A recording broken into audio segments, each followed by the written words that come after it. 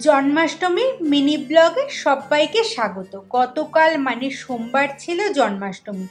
আমি এখানে যতটুকু পেরেছি খুব ছোট্ট করে পালন করেছি। আমি যখন ক্লাস 11-এ পড়ি তখন থেকেই আমি জন্মাষ্টমী পালন করি। আমাদের বাড়িতে মা তো গোপাল প্রতিষ্ঠা করেই ছিল, কিন্তু কোনো কারণবশত আমার এক বন্ধু তার বাড়ির গোপালটাও দিয়ে গেছিল আমার মার কাছে।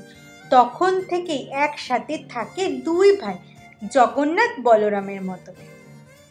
বাড়িতে 2 দিন জন্মাষ্টমী পালন করা হতো। একদিন ভোগ হতো লুচি, সুজি, ক্ষীর, 5 রকমের ভাজা, তরকারি, তালের বড়া, মালপোয়া, নাড়ু, মিষ্টি। পরদিন হতো নন্দ উৎসব। সেই দিন হতো খিচুড়ি ভোগ। রান্না করার দায়িত্বে থাকতো আমার বাবাই। কত ভালো ছিল সেই দিনগুলো। সময় এমন একটা জিনিস যা কোনোভাবেই ঘুরিয়ে আনা যাবে না। ভোগের খিচুড়ি আর পায়েস বাবাই নিজেই বানাতো, অন্য কাউকে কিছুতেই সেই দায়িত্ব দেবেই না। সেখানেই ছিল তার পরম শ্রদ্ধা আর ভালোবাসা। আমাদের বাড়িতে জন্মাষ্টমী মানেই একটা উৎসব ব্যাপার হতো। খুব আড়ম্বরপূর্ণ না হলেও আমাদের সাধ্যমতো সব আয়োজন করতো বাবাই মা। বাড়িতে আসতো কাছের কিছু মানুষজন।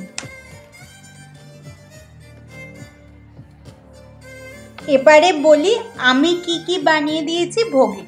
জন্মদিন বলে কথা কৃষ্ণের, তাই আমার হাতে বানিয়েছি নিরামিষ অরেঞ্জ কেক। তিলের নাড়ু, ফুলকপি, মটরশুঁটি আর পনির দিয়ে খিচুড়ি, গোল গোল করে আলু ভাজা, রাবড়ি, মালপোয়া, কেনা কিছু বাদাম আর ক্যান্ডি। তো কালকে তোমাদের দিনটা কেমন কাটলো নিশ্চয়ই জানিয়ে কমেন্টে।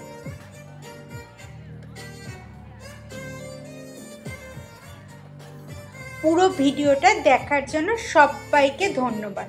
ভিডিওটা কেমন লাগলো সেটাও জানি। আজ আসি তাহলে, টাটা।